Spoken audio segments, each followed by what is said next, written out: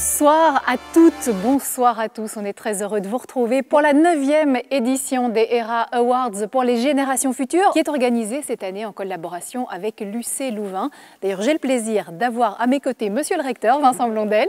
Bonsoir. On est très heureux. L'université est pleinement inscrite dans une dimension de transition et donc on est très heureux d'accueillir cette année les ERA Awards à l'UC Louvain. Merci beaucoup.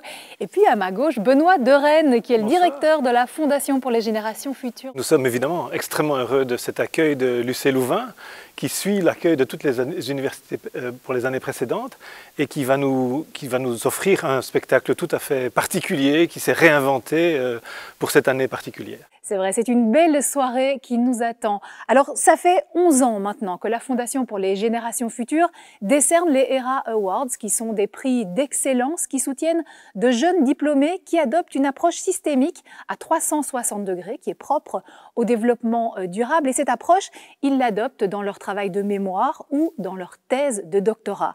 Cette année, ce sont 20 jeunes diplômés issus des différentes universités et hautes écoles de la Fédération Wallonie-Bruxelles qui se sont distingués dans des domaines comme l'architecture, le design, l'économie, l'ingénierie, la finance, l'alimentation, la santé et les technologies de l'information. Nous allons partir à la rencontre de tous ces jeunes diplômés. On vous réserve une soirée festive et haute en couleurs. Voici le programme.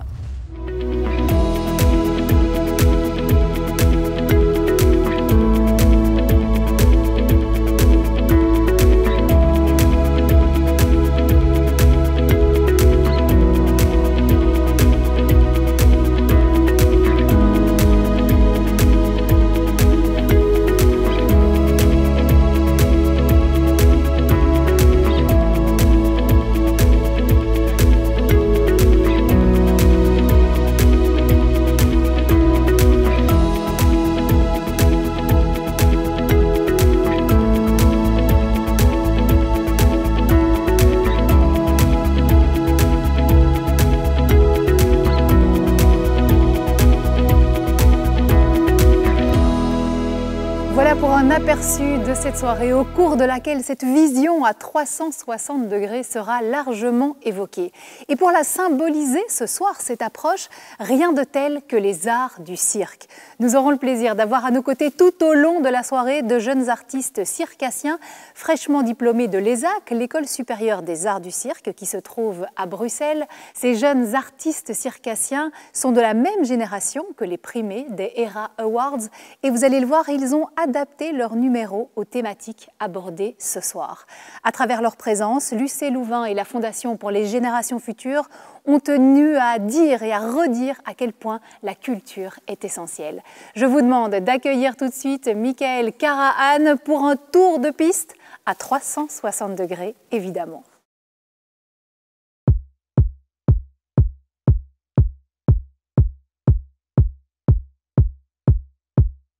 Bello, che stai facendo? Notte. Cosa c'è, amore? Dance.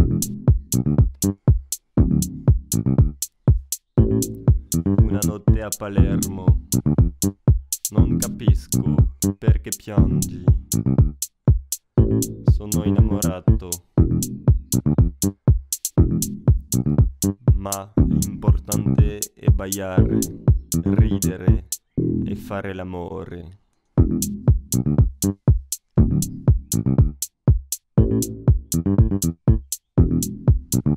Ridere.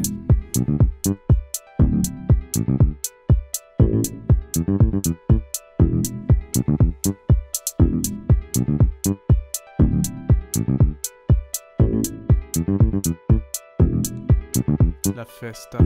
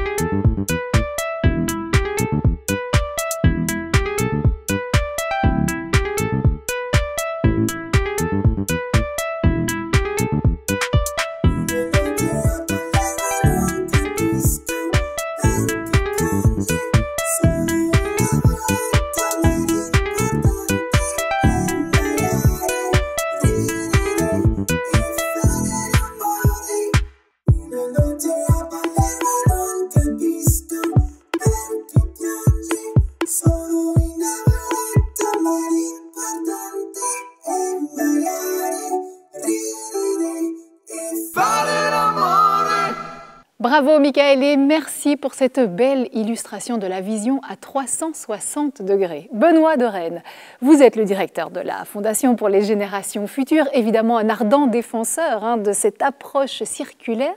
Il y a 11 ans maintenant que les ERA Awards ont été lancés. Alors pourquoi justement avoir développé ces prix et pourquoi vous adresser spécifiquement aux hautes écoles et aux universités? La première raison, c'est qu'il est vital de décloisonner la pensée. C'est la seule manière que nous aurons de pouvoir affronter avec une chance de succès les défis de plus en plus complexes auxquels nous devons faire face. La deuxième, c'est que la Fondation fait le pari de la jeunesse. Elle fait ce pari parce que la jeunesse doit être le moteur de déploiement de cette nouvelle manière de penser et d'agir à 360 degrés. Également parce que les ERA Awards sont dans cette perspective une étape, la première étape. Parce que nous primons également et nous soutenons financièrement des prototypes, des startups et des scale-up qui montrent le chemin à venir de manière très concrète après avoir pensé vers l'action. Et pour nous, c'est une manière d'être très, d'avoir un impact sur la société qui nous entoure. Et puis l'enseignement supérieur, en fait, c'est un terreau formidable. C'est un terreau qui permet de remettre en question la société, de booster la curiosité des jeunes, de déployer leur engagement vis-à-vis de la société qui les entoure. Et ce terreau est essentiel. Et donc, nous remercions évidemment les hautes écoles et les universités d'être là dans ce parcours. On le sait, les ERA Awards n'arrêtent pas de grandir, de se développer. Il y a de plus en plus de prix. Alors, quels sont les projets de la Fondation pour les générations futures pour les prochaines années? Alors, l'ambition est assez simple, en fait. C'est d'arriver enfin à toucher à peu près à tous les domaines. Et donc, pour ça, il nous faudrait, à l'horizon 2025, avoir au moins 5 prix supplémentaires. Et à cette occasion-là, je suis fier d'annoncer que nous allons lancer aujourd'hui même, en quelque sorte, un nouveau prix dans le domaine du droit avec l'appui du Conseil francophone de la Fédération royale des notaires. C'est une preuve que nous pouvons déployer au fil du temps et avec de nouveaux partenaires, de nouveaux prix. Et donc, toute une série sont déjà en train d'être imaginées et devraient se déployer dans les mois et les années à venir. Et c'est un bonheur absolu de fonctionner de cette manière-là. Ce que nous voulons aussi déployer, c'est plus de rencontres en direct avec les étudiants. Aujourd'hui, on est environ à 1000 étudiants rencontrés par atelier chaque année. Et c'est largement inférieur à la demande des professeurs. Et donc il faut qu'on se prépare à pouvoir répondre à cette demande toujours plus croissante. Et enfin, dernière ambition, c'est d'arriver à réunir et à renforcer dans leur parcours les primés, les 142 primés des ERA Awards aujourd'hui, de booster les échanges, la solidarité entre eux, les synergies possibles, et puis aussi les connecter avec les autres lauréats de la Fondation. Ça fait toute une très grande famille aujourd'hui et ça nous ouvre de nouvelles perspectives. Eh bien, voilà, du travail, des projets magnifiques. On a hâte de connaître la suite.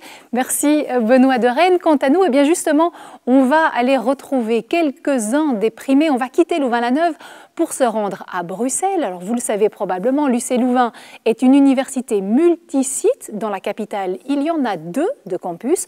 On va aller à Woluwe, le plus connu, qui est dédié au secteur de la santé. C'est là qu'on va retrouver les nominés, les lauréats et les présidentes des jurys en santé et design soutenable. Cette année, le jury du prix ERA en design a reçu 9 candidatures et ce qui nous a vraiment impressionné, c'est la rigueur avec laquelle les candidats ont mené leurs recherches. Une rigueur qui ne les a pas empêchés d'être très critiques et de pouvoir aussi poser les limites de leur travail et de voir les éventuels écueils aussi de leurs recherches. Nous avons décidé de récompenser le travail de Corentin Hubin, qui est une chaise roulante à destination des détenus à mobilité réduite. Donc c'est un travail qui s'adresse à une minorité, à un tout petit public cible, mais qui pourrait globalement être élargi et s'adresser par exemple au public des aéroports. Ce qui est fantastique, c'est que c'est un travail plein d'empathie qui prend en compte d'abord les besoins du destinataire, mais aussi toute la production qui pourrait se faire dans les prisons avec les détenus. Et puis le jury a aussi voulu récompenser le travail de Noémie Lemeur, un travail sur le chanvre, donc la production, la transformation et le travail du chanvre en Belgique, et le travail de Marie-Lise Tran qui a proposé un substitut aux emballages plastiques à base de cellulose. Dans le domaine de la santé, nous avons reçu 5 candidatures. Nous avons retenu 2 nominés. Tout d'abord, le travail de Anne-Catherine que nous félicitons car elle aborde un sujet actuel, c'est-à-dire l'aide aux aidants proches des patients pédiatriques en région wallonne. Ensuite, nous avons le travail de Fanny que nous félicitons tout particulièrement car elle a su aborder dans son travail de manière holistique la gestion du stress par la nature. C'est un sujet qui nous intéresse tout particulièrement car nous avons déjà constaté beaucoup de ces sujets traités par les universités, mais nous voudrions vraiment l'intégrer dans nos politiques de gestion des soins. Il n'existe pas une solution magique au plastique, sinon je pense qu'on la connaîtrait déjà. Mais vraiment qu'on puisse tous travailler ensemble en se complétant dans ces possibilités de remplacer le plastique. Et je pense qu'il y a de l'espoir, on peut arriver à en sortir. Moi j'y crois en tout cas. Le projet ici, c'est une maison de répit qui permettrait d'accueillir des enfants gravement malades ou en situation de handicap pour que les parents puissent prendre un peu de repos, se retrouver en couple, se retrouver avec la fratrie ou venir passer un moment en famille dans un endroit adéquat avec du personnel médical mais aussi avec un espace ludique pour les enfants. Au tout début, quand je me suis intéressée à la plante de chanvre, j'y connaissais vraiment pas grand-chose. Et puis petit à petit, ça a été vraiment une enquête autour de qu'est-ce qu'était cette plante, comment on la cultivait, comment on la transformait, comment ensuite on allait l'utiliser, l'exploiter et dans le secteur textile et la transformer. Et on ne se rend pas nécessairement compte du nombre d'étapes qu'il existe de la plante jusqu'au produit fini, jusqu'au textile, jusqu'au fil, jusqu'à la matière, mais ça demande beaucoup de ressources, d'énergie, de différentes transformations, de connaissances. Dans le domaine des soins de santé, souvent les initiatives sont prises par des soignants qui, en fonction de ce qu'ils observent chez les patients ou au sein du public auquel ils s'adressent, développent un projet pour répondre à des besoins, mais sans nécessairement tenir compte des besoins fondamentaux des utilisateurs. Et donc je pense que c'est vraiment important de co-construire pour pouvoir interroger les personnes qui vont bénéficier du projet qu'on va développer. Et moi je suis convaincue que si on met autour de la table toutes ces personnes et tous ces intervenants, chacun avec les uns avec leurs besoins, les autres avec leurs ressources et avec les moyens qu'ils peuvent mettre à disposition pour développer le projet, on rend les choses beaucoup plus concrètes et beaucoup plus efficaces. Cette approche de manière globale, je pense qu'elle est nécessaire pour tout ce qui est de l'objet du design et du penser, nos produits de demain et ce qui nous entoure. Ça doit être inscrit dans un protocole de travail, quoi. Avoir vraiment une approche qui englobe le plus de personnes possible avec des connaissances, parce qu'il y en a beaucoup en fait. En fait, moi j'ai une formation en tant que designer industriel et c'est vrai que même au sein de mon cursus, ça a vraiment attisé la curiosité de mes professeurs que je m'interroge par rapport à des processus biologiques, que je commence à travailler avec des bactéries. Donc c'est, je pense, quelque chose que j'avais en moi depuis longtemps, ce côté scientifique que j'avais envie de pousser à la rencontre du design, mais je pense qu'il faut...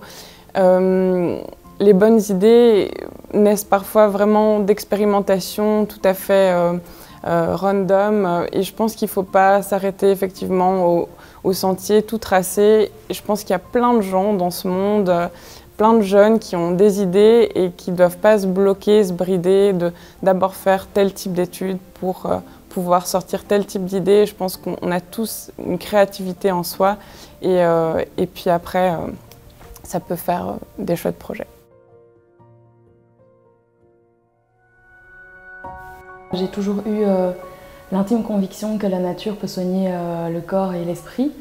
Ensuite, j'ai toujours été questionnée par la problématique des médicaments qu'on prescrit pour la réduction du stress. Et je me suis toujours dit que si des alternatives non médicamenteuses existaient au traitement conventionnel, pourquoi pas les étudier. Au début de ce travail, j'ai eu du mal à exprimer exactement ce que je voulais faire. À mes professeurs, principalement, j'avais deux problématiques en tête qui étaient le handicap et le milieu carcéral. Et au fur et à mesure de mon travail, de mes recherches et de mes recherches sur le terrain principalement, j'ai compris que ces deux problématiques, il y avait une corrélation à faire et j'ai pu l'exprimer et créer un projet dont je suis assez fier. Moi, ce qui me rend plus fière dans mon mémoire, c'est quand j'ai dû diffuser mon questionnaire auprès des assistants en médecine générale pour savoir s'ils conseillaient la nature à leurs patients pour la réduction du stress ou s'ils envisageaient de le faire. Parmi ceux qui ne la conseillaient pas encore, beaucoup m'ont dit que c'était une excellente idée d'envisager de conseiller la nature à des patients stressés et qu'ils envisageaient fortement de le faire. Et quand j'ai lu ça, je me suis dit que j'avais tout gagné. Travailler sur le milieu carcéral, milieu un petit peu compliqué, surtout pendant cette crise sanitaire, les différentes opportunités et rencontres que j'ai pu faire pendant mon travail n'ont pas encore porté leurs fruits, étant donné que les personnes qui sont détenues pour le moment sont doublement isolées, voire triplement avec le handicap. J'espère énormément de tout cœur pouvoir mener ce projet à bien sur le long terme, mais ce n'est pas quelque chose qui va se faire de manière imminente. Mais étant donné que c'est un projet social et humain, pour moi, il est très important d'y arriver un jour. J'aimerais beaucoup réaliser une thèse de doctorat pour pouvoir amener ce projet plus loin. Une thèse ou un projet de recherche, mais qui permettrait vraiment à mon projet de mémoire de continuer et d'être développé et pourquoi pas d'être inscrit vraiment dans la pratique professionnelle des médecins et pourquoi pas si dans quelques années, quand vous allez voir votre médecin généraliste parce que vous êtes stressé et qu'il vous dit allez faire une balade de 2 heures en forêt, je me dirais qu'on a peut-être avancé un petit peu. Si je devais communiquer un message aux générations futures, ça serait ne pas avoir peur de prendre toute opportunité, de pousser les portes qui se présentent devant nous, d'avancer, de rencontrer des gens et d'aller vers l'avant surtout. Bravo Fanny, bravo Corentin, une première séquence qui nous permet d'être ensemble malgré la distance. Dans quelques minutes, je serai en compagnie du recteur de l'UC Louvain, Vincent Blondel, mais avant toute chose, on va s'élever, prendre de la hauteur. Voici Camille Judic et ses sangles aériennes.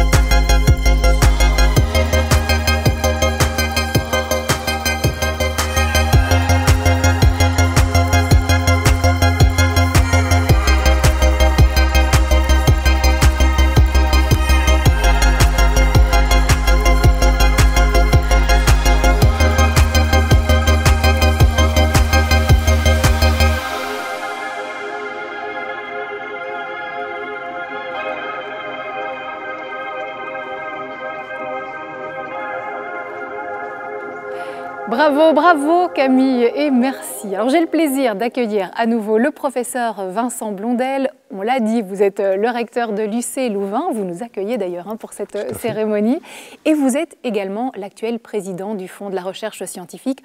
On va donc profiter de votre expertise ce soir. Faire de la recherche scientifique, c'est quoi exactement et est-ce que cela requiert des qualités particulières? La recherche scientifique, c'est avant tout l'expression de la curiosité. Une curiosité qui doit être aussi construite avec un peu de créativité, et puis ça s'appuie sur une méthodologie, une méthode scientifique qui est celle qui s'applique dans toutes les disciplines des sciences. Et donc oui, il faut sans doute, certaines de ces qualités, c'est d'avoir cette curiosité de comprendre des choses qui n'ont pas été comprises avant, éventuellement d'aller plus loin, d'aller au-delà de ce qui avait déjà été obtenu auparavant. On met la jeunesse à l'honneur ce soir, vous le savez. Alors qu'est-ce qui intéresse les jeunes dans la recherche et comment s'y lancent-ils en fait? Ils s'y lancent typiquement à l'occasion d'une thèse de doctorat ou bien éventuellement même avant, à l'occasion d'un mémoire, comme ceux qu'on honore ce soir. Donc c'est une bonne illustration. Et souvent, je dirais que le goût vient peut-être au démarrage même des études, mais progressivement, parce que la science aussi se construit sur tout ce qui a précédé. On dit qu'on est assis sur des épaules de géants. Les géants, ce sont tous ceux qui nous ont précédés, sur toutes les thématiques d'ailleurs qui sont couvertes, y compris pour les thématiques des ERA Awards. Et donc, oui, il faut avoir cette méthodologie, et cette méthodologie, elle s'acquiert progressivement au cours des études, typiquement au moment des mémoires, où on peut prendre le goût, découvrir qu'on est arrivé quelque part à la limite de quelque chose et qu'il y a moyen d'aller un peu plus loin. Merci, monsieur le recteur, d'être venu nous voir. Quant à nous, on va prendre la direction de Bruxelles. Je vous le disais tout à l'heure, la capitale abrite 2 campus de l'UC Louvain, direction Saint-Gilles, où se trouve la faculté d'architecture, d'ingénierie architecturale et d'urbanisme. C'est dans une surprenante palmeraie qu'on va retrouver les lauréats, les nominés et les présidents des jurys, en architecture bien sûr, mais aussi en finances soutenables. L'édition 2021 du ERA Award Sustainable Architecture était un grand succès. Il y avait 31 candidatures.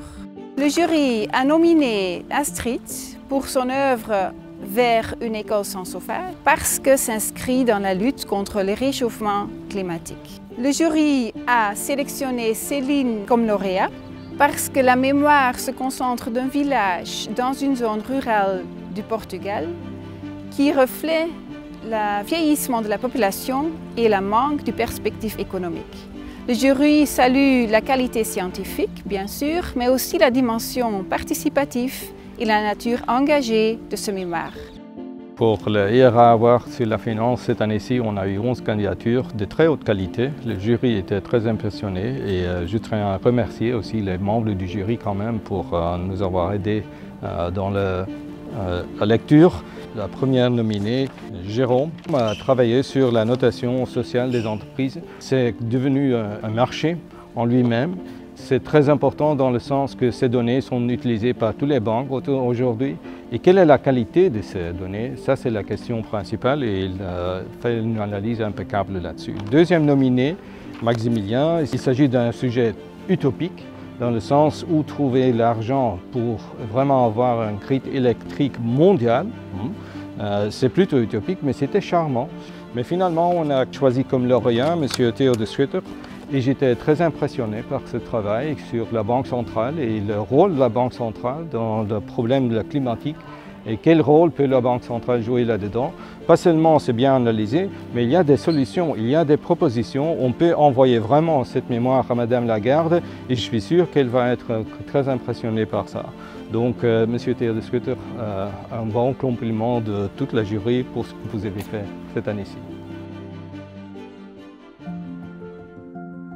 Ce dont je suis le plus fier, c'est d'avoir réalisé ce mémoire, le projet de construire un réseau mondial d'électricité. C'est un projet très ambitieux, un petit peu utopique et donc qui pose beaucoup de contraintes. Ça ne sert à rien d'essayer de consommer vert tant qu'on consomme toujours autant d'énergie.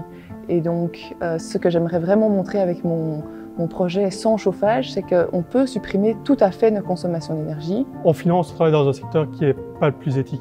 Et alors la question, c'est, on est jeune, qu'est-ce qu'on peut faire à ce niveau-là? Et ma réponse était faire de la recherche sur le sujet et pouvoir creuser certaines questions. Comment les critères environnementaux et sociaux étaient pris en compte dans la finance actuelle et comprendre ce qui pouvait être fait et ce qui pouvait être amélioré. Pour avoir une finance éthique, il faut avoir des personnes qui sont éthiques. Donc je pense que les jeunes doivent, entre guillemets, ne pas oublier leur volonté et leur idée de jeunes quand ils arrivent dans le monde du travail. Au niveau de l'approche à 360 degrés, c'est quelque chose qui est un petit peu immanquable aujourd'hui. On est dans un monde où tout est connecté, non seulement les régions du monde sont maintenant connectées, mais tous les aspects financiers sont connectés avec les aspects techniques. Je pense qu'on ne peut pas, à l'heure d'aujourd'hui, analyser un aspect sans analyser les autres, puisque tous ceux-ci sont connectés. C'est tous ces aspects pluridisciplinaires que j'ai essayé d'aborder et d'intégrer dans mes recherches, parce que j'avais envie de faire quelque chose de global. La recherche justement à 360 degrés avec plusieurs points de vue, je pense que ça me touche particulièrement. On doit œuvrer pour tout le monde en fait. C'est vraiment une nécessité aujourd'hui de rester curieux, d'être ouvert aux autres disciplines. Avec les ERA Awards, j'ai découvert que il y avait plein d'autres étudiants qui faisaient plein d'autres mémoires super intéressants. Donc ça, c'était vraiment un vrai plus de pouvoir rencontrer d'autres jeunes qui étaient soucieux des impacts sociaux et environnementaux et spécifiques à leur domaine. Le fait d'avoir rencontré les autres primés et d'avoir découvert toute une série de mémoires vraiment très très inspirants dans des domaines très diversifiés. Donc voilà, c'est vraiment ça que je vais retenir aujourd'hui de l'expérience ERA Awards. Alors, ce qui me rend le plus fière dans mon travail, c'est en fait d'avoir surtout pu mettre en valeur un territoire qui me tient à cœur particulièrement parce qu'il m'identifie. C'est le village natal de ma famille, au Portugal, un territoire rural. À leurs yeux, je fais partie de cette nouvelle génération et qui en plus n'habitent pas là-bas à l'année. Et eux, ils ont été en fait touchés de mon intérêt que je porte pour ce territoire. Voilà, ce qui me rend fière, c'est de l'avoir mis en valeur de manière très actuelle, par donc cette intégration de cette nouvelle production agricole, l'insecte, mais au travers une architecture tout à fait originale et innovante. Mon mémoire essaye de faire prendre en compte les risques climatiques qui lient la finance au climat. Donc les risques financiers liés au climat. Et donc j'ai identifié un certain nombre de barrières, qu'elles soient légales, psychologiques, culturelles ou techniques. Et si je dois donner un exemple d'évolution positive qu'il y a, il y a une taxonomie verte qui a été développée au niveau européen, qui est petit à petit en train d'être appliquée et qui va pouvoir permettre d'identifier sur le long terme tous les risques climatiques qui sont liés aux produits financiers. Ce que je voudrais continuer, c'est de garder cette démarche d'un développement local et pour mettre en valeur un territoire, venir lui apporter un boost à que ce soit pour son économie et puis aussi que ce soit en lien avec les enjeux actuels d'aujourd'hui qu'on peut avoir dans un monde en transition. Et voilà, faire toujours un va-et-vient entre le côté local et à la fois global. Quand on parle de régulation financière pour aider au développement durable, il faut pas seulement penser à la taxonomie, par exemple, à des produits qui seraient verts et qui seraient vendus à des gens pour financer des choses vertes. Il faut aussi penser à une culture de la finance, dans laquelle les gens pensent à court terme pour du bénéfice à court terme, depuis des années, depuis que la finance existe. Il faut penser au cadre légal, avec des lobbyistes qui s'opposent aux lois, qui permettent de les contourner. Il faut penser à une immobilité politique. Il faut penser à un dogme académique et un champ épistémologique qui a du mal à évoluer parce qu'on n'arrive pas à accepter les nouvelles pensées dedans parce qu'elles ne parlent pas le même langage. Parce que le langage de la durabilité n'est pas celui des mathématiques comme on l'impose actuellement en finance. Malgré des domaines variés, on a tous ce même objectif, faire en sorte que la société d'aujourd'hui évolue vers une société soutenable et c'est vrai que c'est hyper intéressant de se sentir entouré et engagé. Bravo Céline et Théo. Sans partenaires, pas d'ERA Awards. Nos partenaires nous permettent d'aller plus vite, plus loin, de concrétiser ce qui parfois semble totalement impossible. Et au cirque, pouvoir s'appuyer sur son partenaire, c'est la base. Voici Lucas et Théo Henriquez de la Kearn Company. Ils vous proposent un numéro de portée acrobatique.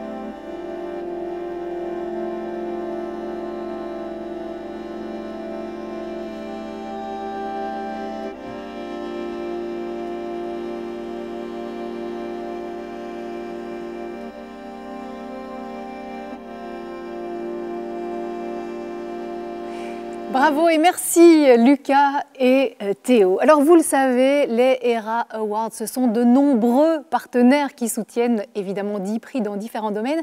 Et j'ai à mes côtés deux de ces partenaires. Frédéric Nolf, vous êtes le directeur des ressources humaines et de la durabilité chez IBA. Bonsoir. À nos côtés depuis de nombreuses années et on s'en réjouit. Et puis face à moi, Marc-Henri, vous êtes le président du Conseil francophone du notariat belge, nouveau partenaire. Soyez le bienvenu. Alors, bonsoir.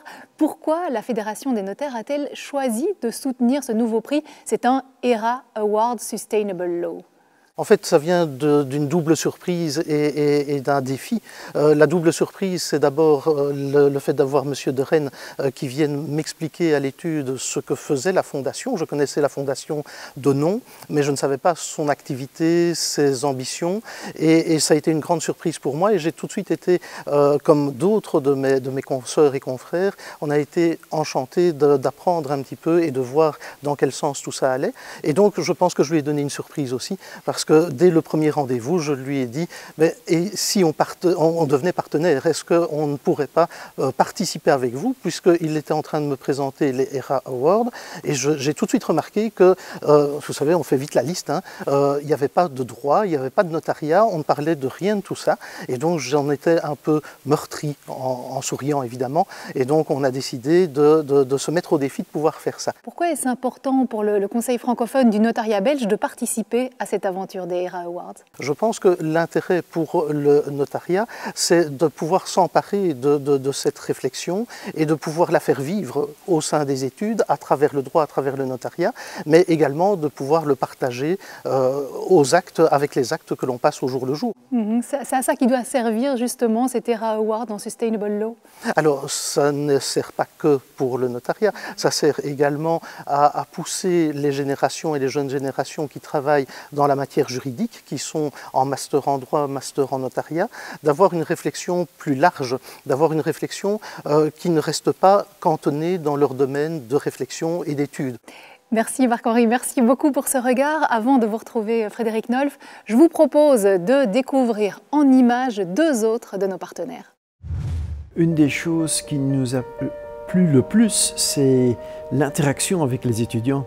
Pouvoir leur expliquer vers où on va dans notre industrie, montrer où on va avec notre technologie et leur entendre comment eux ils réagissent là-dessus.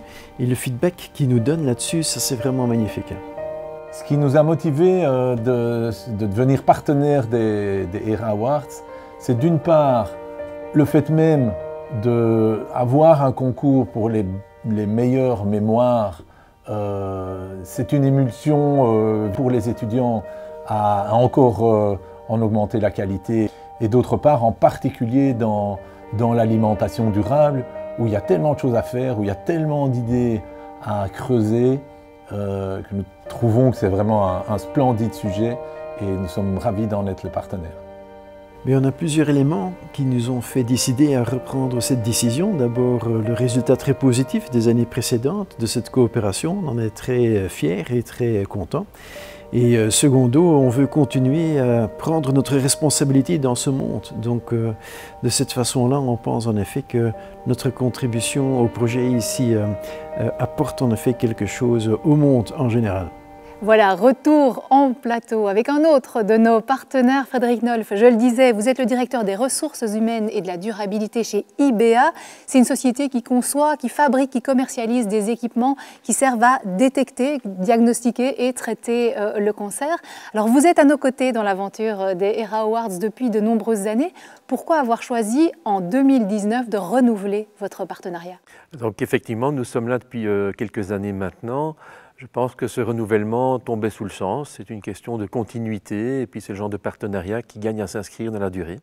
Qu'est-ce que ça a apporté jusqu'ici chez IBA de participer à cette aventure des ERA Awards? Bon, d'abord, je pense qu'il y a une communion d'état d'esprit entre la Fondation et notre société. Je pense que plutôt que regarder ce que ça nous a apporté, c'est une manière de donner notre support et montrer à des jeunes qu'avoir le goût de l'entreprise, c'est quelque chose qui peut être extrêmement positif. Donc c'est plus pour donner notre support que pour chercher à en retirer quelque chose de spécifique à court terme. Et à quoi espérez-vous que ces ERA Awards en général puissent contribuer au niveau sociétal? Mais écoutez, nous avons une vision de l'entreprise et de son rôle social comme étant d'avoir un impact positif sur l'ensemble de ses parties prenantes, tant sur ses clients que sur ses actionnaires, ses employés, mais également la société en général. Et donc nous voyons l'entreprise comme une force du bien, une force qui peut porter des projets positifs pour la société, raison pour laquelle nous nous retrouvons complètement dans les ERA Awards et dans la Fondation. Merci Frédéric Nolf, on est ravis de vous avoir à nos côtés depuis toutes ces années. Bienvenue à vous encore, Marc-Henri. Quant à nous, on va quitter l'Aula Magna, on va aller dans Louvain-la-Neuve, un petit peu plus loin, un endroit qui est peu connu du grand public, mais qu'il est des étudiants bio-ingénieurs qui y suivent, figurez-vous, le TP Tomate. Je veux parler des serres, de la plateforme technologique Serres Phytotron, un nom un petit peu barbare, derrière lequel se cachent les serres les plus performantes d'Europe. C'est là qu'on va retrouver les nominés, les lauréats et les présidents des jurys en système alimentaire, évidemment, et économie soutenable. Nous avons reçu 9 sujets passionnants, des travaux de grande valeur et des horizons tout à fait différents, mais des sujets extrêmement importants comme l'enjeu des produits locaux, le zéro déchet, une idée avec des conseils d'agriculteurs, tous des thèmes d'aujourd'hui. Nous avons choisi comme lauréate Lara van der Stichelen, qui a amené un travail très original, qui fait réfléchir, c'est d'instaurer éventuellement un rationnement alimentaire comme instrument de politique environnementale. Alors, c'est toute une question qui va au-delà de simplement le durable, c'est un choix de société. Et je ne voudrais pas terminer sans mentionner Amy Schier, qui avait fait un travail sur l'alimentation durable au sein d'un public précarisé, chose extrêmement intéressante aussi. Pour cette première édition du ERA Award of Sustainable Economy, nous avons reçu plus de 22 candidatures. Ces 22 candidatures s'étendent sur des sujets aussi larges que le droit, la philo et même la gestion et l'économie. Notre lauréate Mathilde Hombroek a traité un sujet particulièrement intéressant qui est comment traiter la livraison des colis sur le dernier kilomètre. Elle l'a fait de manière très approfondie, de manière objective et non partisane, et a traité un cas particulier, Urbike, dont elle a pu tirer finalement énormément de recommandations très plausibles et très valorisantes.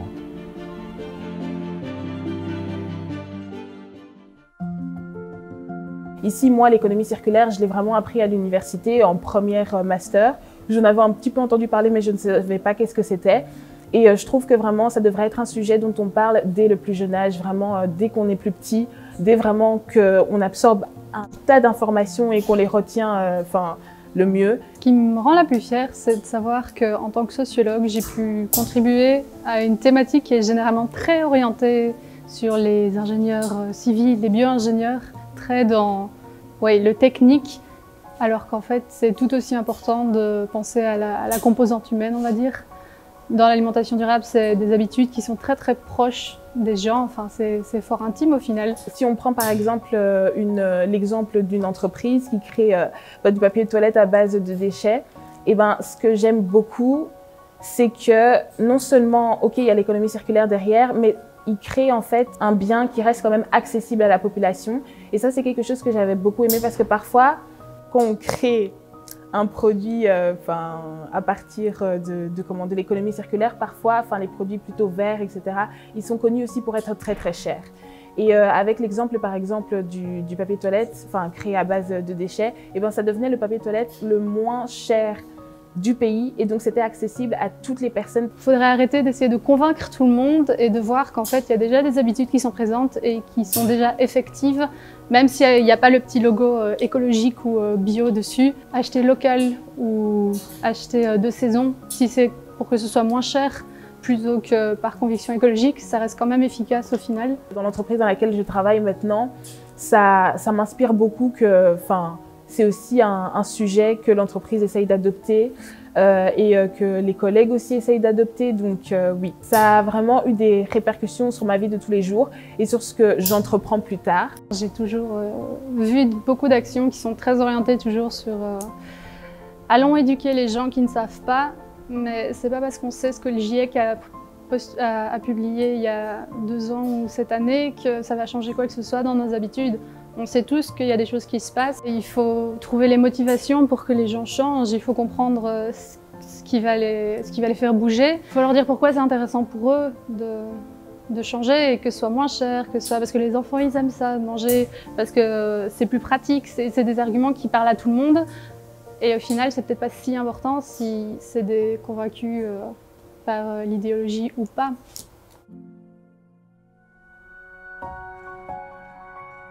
Mon mémoire parle du last mile. Donc le last mile, c'est le dernier parcours kilométrique que va effectuer un distributeur entre un entrepôt, par exemple, et le consommateur final. Et donc, moi, j'ai essayé de voir comment le faire le plus écologiquement possible dans la région de Bruxelles-Capitale et comment aussi sensibiliser le consommateur. Ce qui m'a amenée à travailler sur le rationnement, c'est le paradoxe que j'ai pu constater entre la surconsommation alimentaire dans les sociétés occidentales et l'insécurité alimentaire dans d'autres pays, mais aussi entre cette surconsommation et les problèmes sanitaires majeurs qu'on connaît, obésité, diabète, etc. Et puis enfin, le paradoxe entre surconsommation et impacts environnementaux importants de ces systèmes alimentaires. Et donc j'ai cherché une solution farfelue, c'est-à-dire que dans le cadre de mon master, on a étudié pas mal de politiques environnementales liées à l'alimentation, mais telles qu'elles se mettent en place aujourd'hui, c'est-à-dire selon l'approche du développement durable.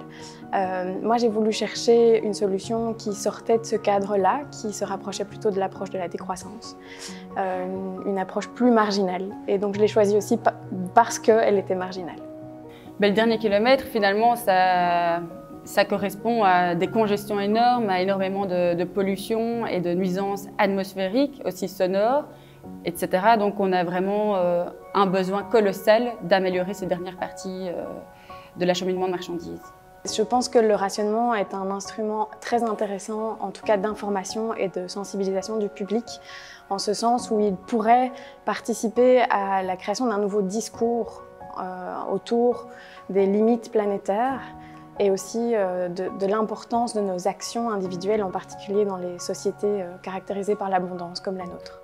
Je pense qu'on n'est pas assez au courant de tout l'impact écologique que cette distribution, cette chaîne finalement de distribution a au niveau global, au niveau de l'écologie, au niveau économique également. Ce que j'aimerais, c'est que ça permette d'ouvrir le champ des possibles et les champs de réflexion possibles, d'une part, et puis d'autre part, pourquoi pas en fait, que les récits du rationnement que j'ai un peu déterrés en fait, permettent de revoir celui qu'on a aujourd'hui dans nos sociétés. Le rationnement de l'autre côté de la planète n'est pas celui qu'on a connu, c'est d'autres enjeux, c'est d'autres possibilités, pourquoi ne pas les étudier ?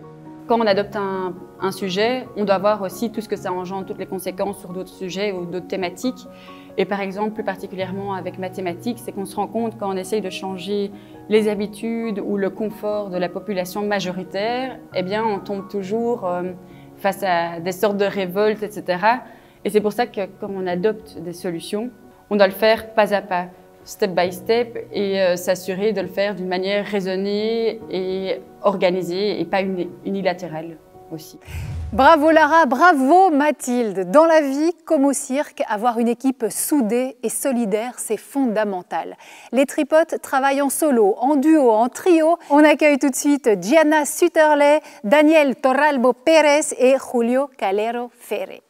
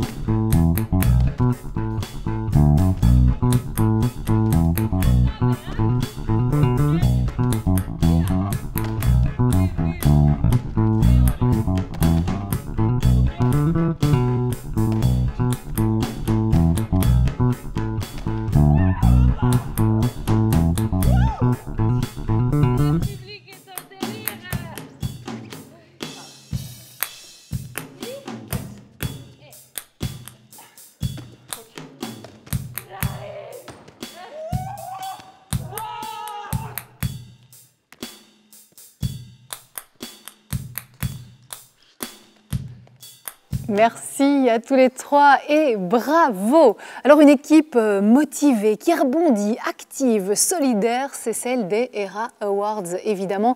Elle est composée de 4 jeunes femmes, Marlène, Alice, Marianne et Chloé. Et toutes les 4 veulent faire grandir cette pensée à 360 degrés dans le milieu académique. 2 d'entre elles sont avec moi ce soir, Marianne Van de Maal et Chloé Lyon. Bonsoir à toutes les deux. Bonsoir. Alors Chloé, je m'adresse à vous pour commencer. Qu'est-ce que ça représente pour vous d'œuvrer justement à soutenir les jeunes générations dans leurs projets soutenables?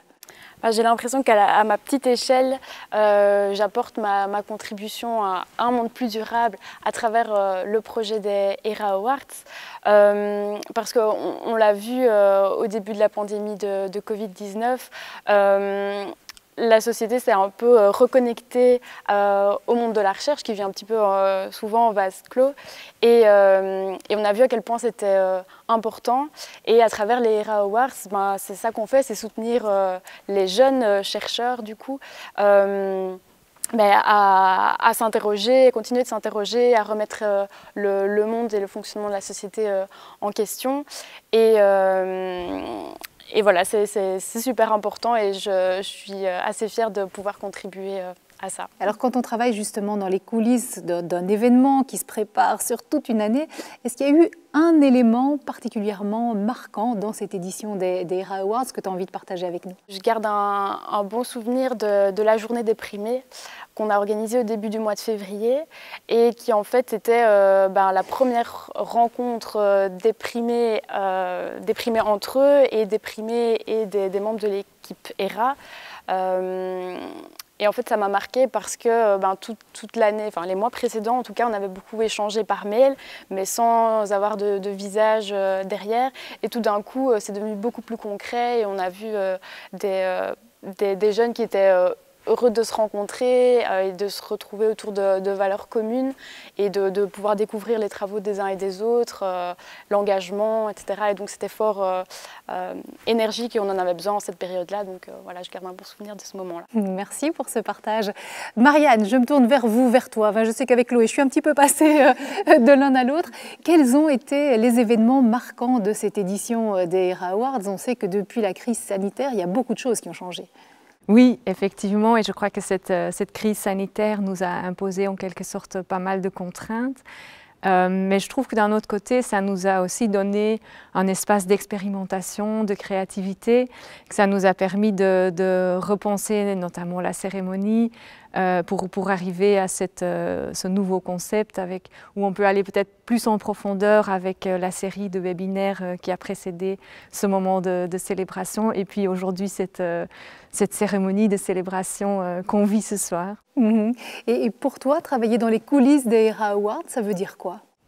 Je pense que c'est avant tout un travail d'équipe, une équipe très soudée et très organisée parce qu'on reçoit quand même une centaine de candidatures qu'il faut tous bien traiter, il ne faut pas qu'on en oublie un. Donc c'est très important de faire ça avec beaucoup de sérieux. Puis c'est un processus de sélection qui se fait par des jurys indépendants mais qui est très rigoureux et donc c'est aussi la mobilisation de plein de gens qui s'engagent bénévolement en fait pour la Fondation, notamment les membres de jury et tous les professeurs qui nous aident à relayer l'appel à candidature. Puis c'est tout le travail d'organiser la communication autour des primés. Et derrière tout ça, il y a aussi un travail assez important de récolte de fonds pour pouvoir organiser tout ça. C'est ce qu'on vous souhaite en tout cas. Merci Marianne, merci Chloé d'être venue nous voir. C'est chouette de voir un peu les gens qui sont dans l'ombre aussi. Quant à nous, on va repartir dans Louvain-la-Neuve. On va aller dans une autre plateforme technologique, c'est la plateforme Welcome. Elle abrite une étonnante chambre toute bleue. C'est une chambre anéchoïque, c'est-à-dire qu'elle absorbe partiellement les ondes. C'est là qu'on va retrouver les nominés, les lauréats et les présidents des jurys en technologie de l'information et ingénierie soutenable. Pour cette édition 2021 du ERA Award Sustainable Engineering, le jury a reçu 18 candidatures qui étaient très variées au niveau des thématiques. Parmi ceux-ci, on a décidé de récompenser 2 travaux, dont celui de Jean Fripia qui est nominé et qui est un travail basé sur l'autoconsommation collective d'énergie. Et Margot Howard, qu'on a choisi comme lauréate pour le développement de son capteur à base de papier qui détermine la qualité de l'eau et peut détecter les pathogènes. Alors, ce qui a vraiment séduit le jury à l'unanimité, c'est l'universalité du sujet, mais aussi une approche totalement systémique par rapport au développement durable. Donc, elle est partie vraiment d'une éco-conception jusqu'au développement d'un prototype et d'un produit qui sera low cost avec des matériaux à bas prix, vraiment dans une approche de durabilité. Cette 4e édition des ERA Awards for Sustainable IT a été particulièrement fructueuse avec d'abord 5 candidatures, mais surtout des candidatures de qualité avec une forte densité de recherche vraiment approfondie par tous les candidats. La diversité des sujets qui ont été traités, à la fois l'environnement, à la fois les questions éthiques et juridiques de l'intelligence artificielle, les aspects d'innovation technologique ont été extrêmement importants et ont montré la transversalité du numérique dans notre société, ce qui est un point important. Et bien sûr, félicitations Arthur pour son mémoire, qui est vraiment une innovation technologique importante, hein, l'accès gestuel aux applications informatiques, avec la proposition d'une méthodologie de standardisation qui devrait permettre de démocratiser l'accès à ces applications à des populations moins habituées à l'utilisation d'applications informatiques, notamment les populations plus âgées ou moins formées.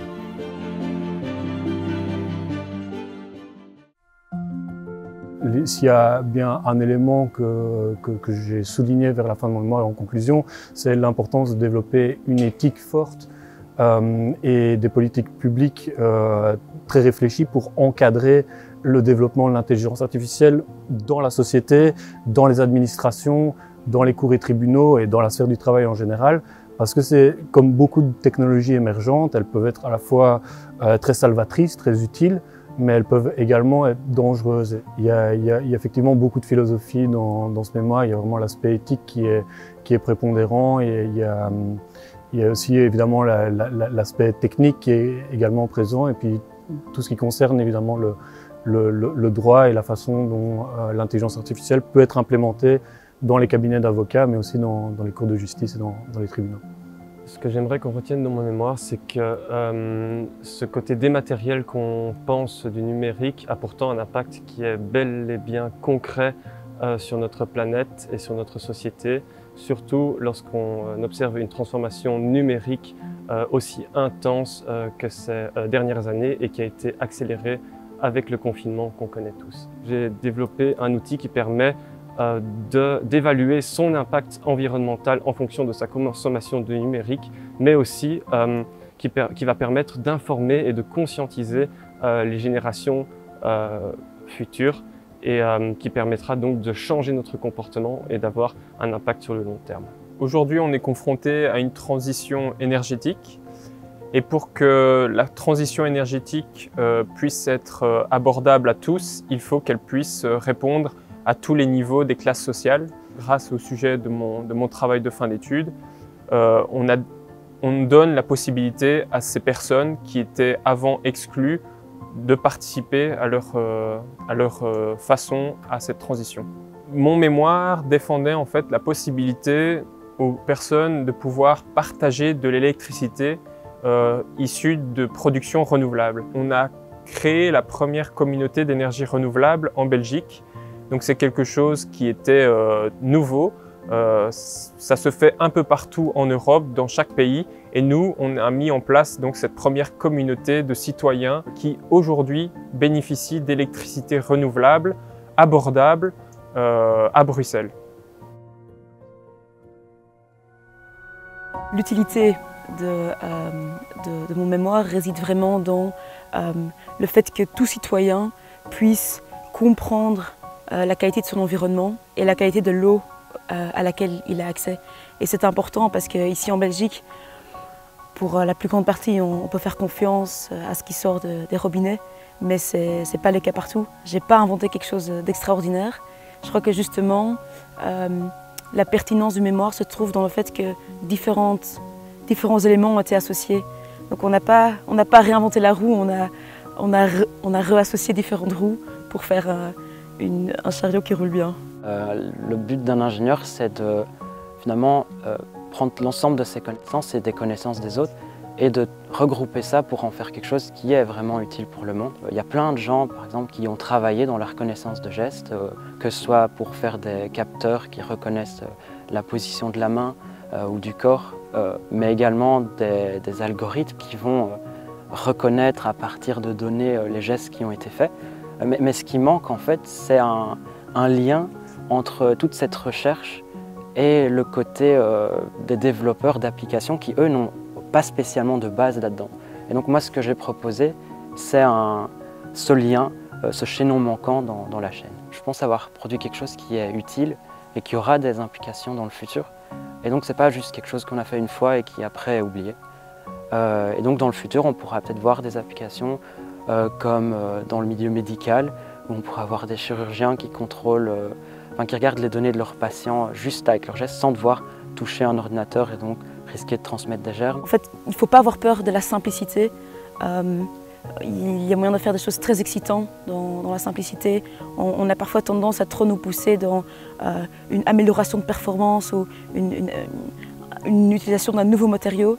Mais en fait, il y a des applications très utiles qui n'ont pas besoin de ça. L'accès à l'eau, c'est quelque chose de fondamental, c'est très simple.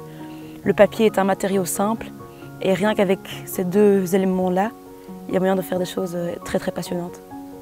Dans tout ce qui est recherche, notamment, on a seulement gratté la surface de nos connaissances. Et il y a encore plein de choses à découvrir, plein de choses sur lesquelles on peut travailler. Et je pense que si on suit ses envies et qu'on essaie d'aller notamment là-dedans pour creuser toujours plus, on arrivera aussi à rendre le monde plus joli dans le futur. Bravo Margot, bravo Arthur. On arrive tout doucement au terme de cette belle soirée. À mes côtés, Marthe Nissens, prorectrice transition et société de l'UC Louvain. Bonsoir, soyez la bienvenue. Bonsoir Caroline, bonsoir Benoît. Je m'adresse à vous en tant que prorectrice transition et société. Qu'est-ce que ça vous inspire, une soirée comme celle-là dans laquelle on valorise tous ces jeunes diplômés qui œuvrent à construire un monde durable ? Ce soir, je suis une prorectrice transition et société, heureuse et fière. Fière de ces jeunes qui sont primés, fière de ces cerveaux de demain, fière parce qu'ils seront les acteurs et les actrices de la transition. La transition, c'est un processus, c'est un chemin à inventer. L'horizon, il est connu, mais le chemin est à tracer. Et nous avons besoin de ces différents domaines. Ils sont diversifiés, la santé, la finance, l'architecture, le design industriel, les systèmes d'agriculture, l'économie. La transition n'échappe à aucun secteur de notre société et nous devons avoir ces jeunes engagés pour réinventer l'ensemble de ces espaces de notre vivre ensemble. Ce qui me frappe aussi, c'est qu'autour de ces domaines, nous avons différentes compétences. Prenons par exemple la question des technologies de la communication et les nouvelles formes de médias. Nous voyons bien sûr qu'il y a des informaticiens, mais il y a aussi des ingénieurs de gestion qui doivent repenser les modèles économiques. Nous avons aussi des juristes qui s'intéressent aux impacts, par exemple, de ces technologies dans la cour et les tribunaux. Et donc vraiment, cette multidimensionnalité des compétences est indispensable pour penser ces nouvelles solutions. Et donc vraiment, je voudrais remercier la Fondation des Générations Futures pour cette mobilisation des compétences et cette mise en valeur de ces jeunes. Et bien, je suis très fière parce que nous venons de voter un plan ambitieux pour l'UC Louvain dans les domaines de l'enseignement, de la recherche, des campus durables. Et je pense qu'en tant qu'université et hautes écoles, nous avons une responsabilité sociétale majeure dans cet engagement pour la transition vers un monde plus durable. Merci beaucoup, Marthe Nissens. Benoît de Rennes, un petit mot peut-être pour clôturer cette belle soirée. Bien sûr, remercier ce soir, en particulier tout d'abord les primés, sans qui nous ne serions pas là, les partenaires financiers qui nous accompagnent d'année en année, et c'est extrêmement important, les universités de la Fédération Wallonie-Bruxelles et les hautes écoles, et tout leur personnel, qui font un travail fantastique d'accompagnement justement de tous ces jeunes dans leur parcours pour que leurs pensées et leurs actions futures soient tournées vers les générations futures. Et bien sûr, l'UC Louvain, en particulier cette année-ci, pour cette extraordinaire réinvention d'une cérémonie qui n'en est pas une, mais qui est en période Covid. Et donc, c'est assez fantastique d'avoir réussi à pivoter à ce point. Les artistes qui ont participé à cet événement en particulier, les tout nombreux membres de jury qui, à titre bénévole, donnent de leur temps aussi pour ces jeunes et pour pouvoir les mettre en avant, les pouvoirs publics, les médias qui nous accompagnent à travers Le Soir et les émissions Les Éclaireurs et Tendances Premières de la RTBF, La Première, et bien sûr l'équipe de la Fondation pour les Générations Futures. Et donc un immense merci pour cette fête de la pensée à 360 degrés qu'elle nous accompagne dans nos journées et dans notre avenir. Merci beaucoup Benoît de Rennes, merci à vous de nous avoir suivis. Pour en savoir plus sur tous ces travaux primés cette année, rendez-vous sur le site de la Fondation pour les Générations Futures, www.fgf.be/ERA et surtout engagez-vous, les candidatures pour l'édition 2022 s'ouvrent là au mois de juin 2021. Merci d'avoir été des nôtres, très belle fin de soirée et à bientôt. On espère se retrouver l'année prochaine en chair et en os.